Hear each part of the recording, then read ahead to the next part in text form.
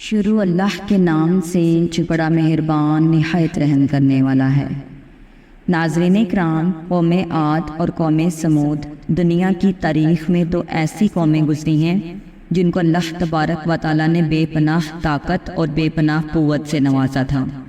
ان کی طاقت کا کوئی مقابلہ نہیں کر سکتا تھا۔ یہ قوم دنیا کی لمبی ترین قوم تھی۔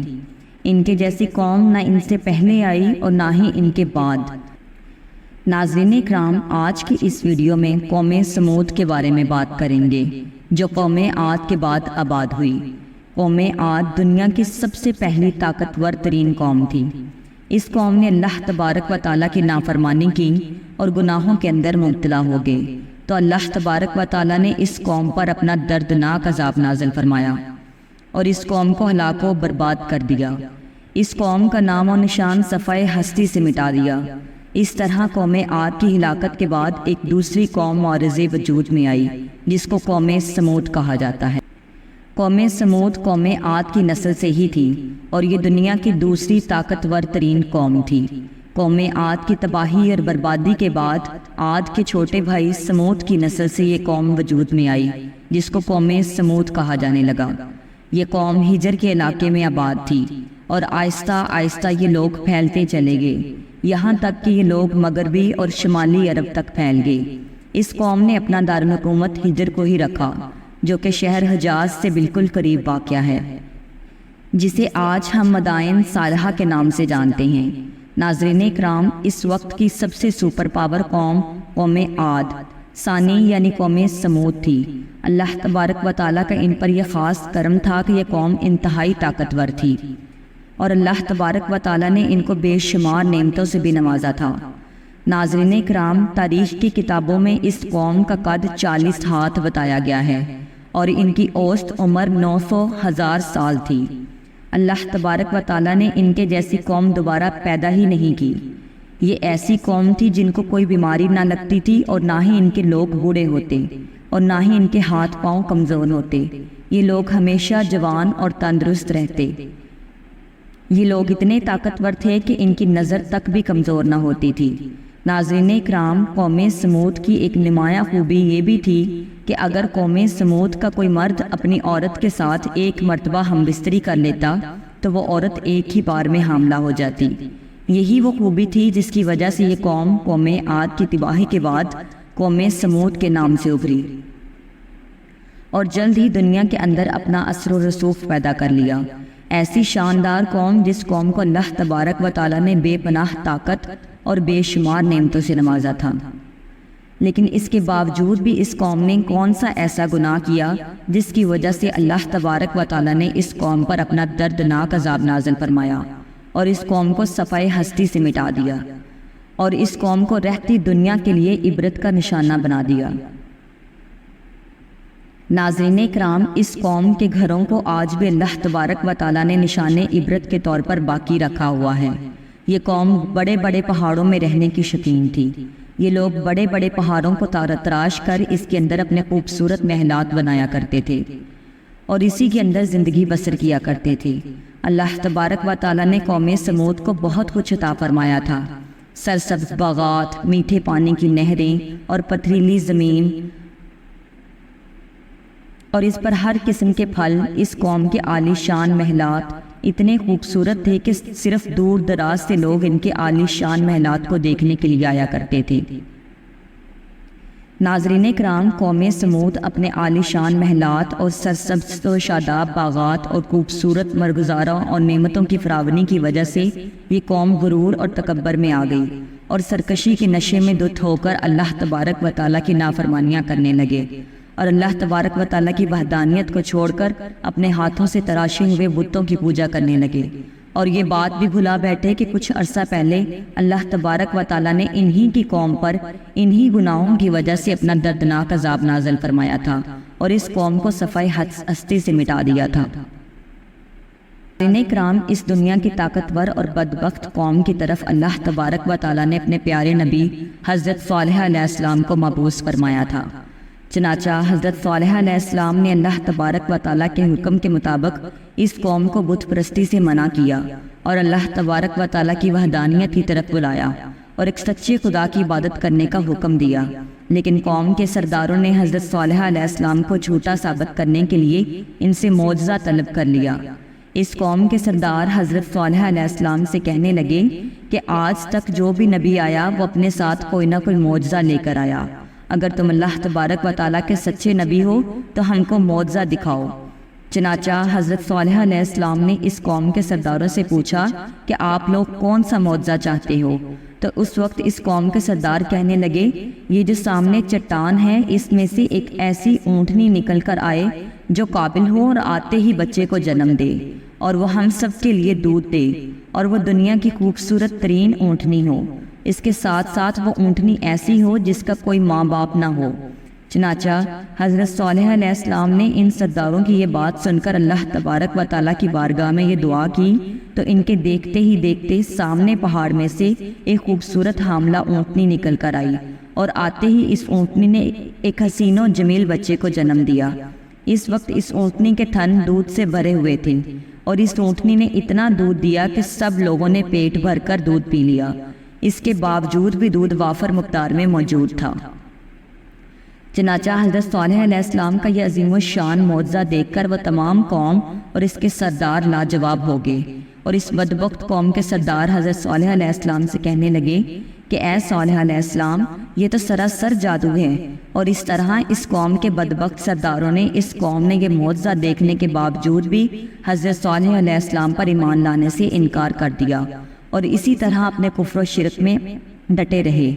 چنانچہ اس قوم کے کچھ لوگوں نے حضرت صالح علیہ السلام کی اونٹنی کو نقصان پہنچانے کی کوشش کی، تو حضرت صالح علیہ السلام نے ان لوگوں سے کہا کہ یہ اللہ تبارک و تعالیٰ کی بھیجی ہوئی اونٹنی ہے جو تمہارے لیے ایک معجزہ ہے۔ اب تم اس اونٹنی کو اللہ تبارک و تعالیٰ کی زمین میں چھوڑ دو اور اسے کسی قسم کی تکلیف نہ پہنچانا، ورنہ اللہ تبارک و تعالیٰ کا دردناک عذاب تمہیں پکڑ لے گا۔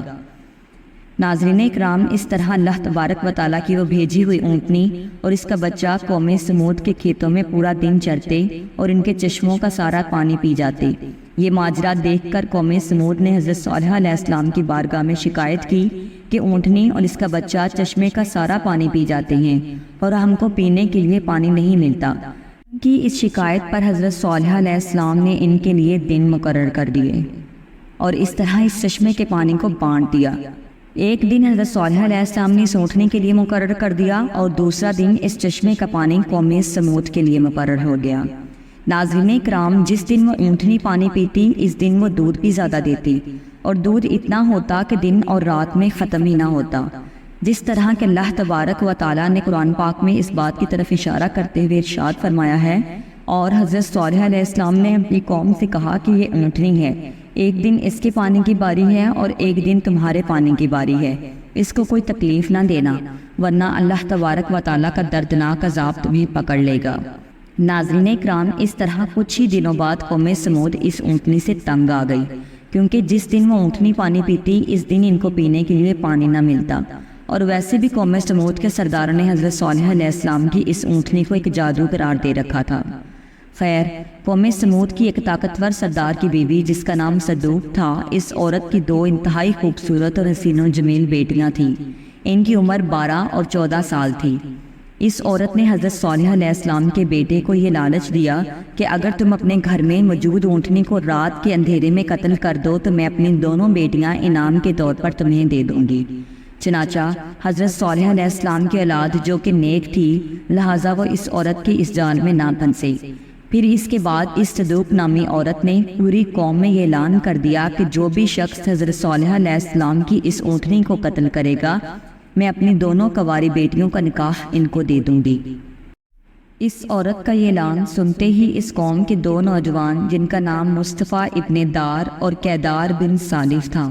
ان دونوں بدبختوں نے مل کر اسی رات حضرت صالح علیہ السلام کی اس اونٹنی کو ذبح کر دیا، اور اس طرح اللہ تبارک و تعالیٰ کی اس بھیجی ہوئی اونٹنی کو ذبح کرنے کے بعد قوم سمود حضرت صالح علیہ السلام سے کہنے لگی کہ اگر تم اللہ تبارک و تعالیٰ کے سچے رسول ہو تو ہم پر وہ عذاب نازل کرو جس عذاب سے تم ہم کو ڈراتے ہو، جس طرح اس اونٹنی کے قتل ہونے کی خبر سن کر حضرت صالح علیہ السلام بے حد پریشان ہوئے اور زاروں کی طرح رونے لگے۔ چنانچہ اس طرح اس اونٹنی کو قتل کرنے کے بعد اس بدبخت قوم نے حضرت صالح علیہ السلام کو قتل کرنے کا بھی ارادہ کر لیا۔ جس طرح کہ اللہ تبارک و تعالیٰ قرآن پاک میں ارشاد فرماتے ہیں، آخرکار انہوں نے اونٹنی کو قتل کر دیا اور اپنے پروردگار کے حکم سے سرکشی کی اور کہنے لگے کہ جس چیز سے تم ہم کو ڈراتے ہو، اگر تم اللہ تبارک و تعالیٰ کے سچے پیغمبر ہو تو اس عذاب کو ہم پر لے آؤ۔ اس طرح جب اس قوم نے اللہ تبارک و تعالیٰ کی بھیجی ہوئی اس اونٹنی کو قتل کر دیا اور اپنی نافرمانی میں حد سے زیادہ بڑھ گئے اور خود ہی اللہ تبارک و تعالیٰ کے عذاب کو طلب کر لیا، تو حضرت صالح علیہ السلام قوم سمود سے کہنے لگے کہ اب اللہ تبارک و تعالیٰ کے دردناک عذاب سے تم لوگوں کو کوئی نہیں بچا سکتا۔ چنانچہ حضرت صالح علیہ السلام کی یہ بات سن کر اس قوم کے 9 بدبخت لوگوں نے یہ ارادہ کیا کہ اب حضرت صالح علیہ السلام کو یقیناً قتل کر دیا جائے۔ چنانچہ یہ 9 افراد ایک پہاڑ کے پیچھے چھپ کر حضرت صالح علیہ السلام کا انتظار کرنے لگے کہ کب حضرت صالح علیہ السلام یہاں سے گزریں اور معاذ اللہ ہم ان کو قتل کر دیں۔ لیکن اللہ تبارک و تعالیٰ کی حکمت ایسی ہوئی کہ اللہ تبارک و تعالیٰ نے اسی رات ان 9 افراد پر پتھروں کی بارش برسا دی، جس کی وجہ سے وہ 9 کے 9 افراد ہلاک ہو گئے، اور صبح پوری قوم کے لوگوں نے ان 9 افراد کی لاشوں کو دیکھا۔ اس طرح اللہ تبارک و تعالیٰ کے دردناک عذاب اور 9 افراد کی لاشوں کو دیکھنے کے باوجود بھی قوم سمود اپنی سرکشی سے باز نہ آئی اور اسی طرح بت پرستی کے اندر مبتلا رہی اور اللہ تبارک و تعالیٰ کی نافرمانیوں میں مزید حد سے بڑھنے لگی۔ اس طرح جب حضرت صالح علیہ السلام کی قوم قابل ہدایت نہ رہی تو اس وقت حضرت صالح علیہ السلام نے اپنی قوم سے کہا کہ تمہارے پاس صرف 3 دن باقی بچے ہیں، جتنی چاہے عیش و عشرت کر لو اور شراب و شباب میں گزار لو۔ 3 دن کے بعد اللہ تبارک و تعالیٰ کا دردناک عذاب تمہارا منتظر ہے۔ جس طرح کہ اللہ تبارک و تعالیٰ نے قرآن پاک میں ارشاد فرمایا ہے کہ جب انہوں نے اس اونٹنی کو قتل کر دیا تو حضرت صالح علیہ السلام نے اپنی قوم سے کہا کہ 3 دن اپنے گھروں میں فائدہ اٹھا لو اور یہ وعدہ جھوٹا نہیں ہے۔ اس طرح جب حضرت صالح علیہ السلام نے اپنی قوم کو اللہ تبارک و تعالیٰ کے دردناک عذاب کی وعید سنائی تو اس قوم کے بے شرم لوگوں نے حضرت صالح علیہ السلام کا مذاق اڑانا شروع کر دیا، اور اس قوم کے بے شرم لوگوں نے حضرت صالح علیہ السلام سے کہنے لگے کہ آپ ہی بتا دیں کہ ہم یہ 3 دن شراب میں گزاریں یا شباب میں گزاریں۔ تو حضرت صالح علیہ السلام فرمانے لگے کہ پہلے دن تمہارے چہروں کا رنگ زرد ہو جائے گا، اور دوسرے دن تمہارے چہروں کا رنگ سرخ ہو جائے گا، اور تیسرے دن تمہارے چہرے سیاہ ہو جائیں گے، اور چوتھے دن اللہ تبارک و تعالیٰ کا دردناک عذاب تم پر مسلط ہو جائے گا۔ چنانچہ حضرت صالح علیہ السلام کی قوم پر اس بات کا کوئی اثر نہ ہوا، وہ اسی طرح اپنی نافرمانی میں مبتلا رہے اور اللہ تبارک و تعالیٰ کی نافرمانیاں کرتے رہے۔ اور پھر حضرت صالح علیہ السلام کے حکم کے مطابق تیسرے دن ایسے ہی ہوا جب ان کے چہرے کالے ہو گئے تو اپنے کالے چہرے دیکھ کر وہ قوم ڈرنے لگی اور ایک دوسرے سے کہنے لگی کہ نہ جانے کون سا دردناک عذاب ہم پر نازل ہوگا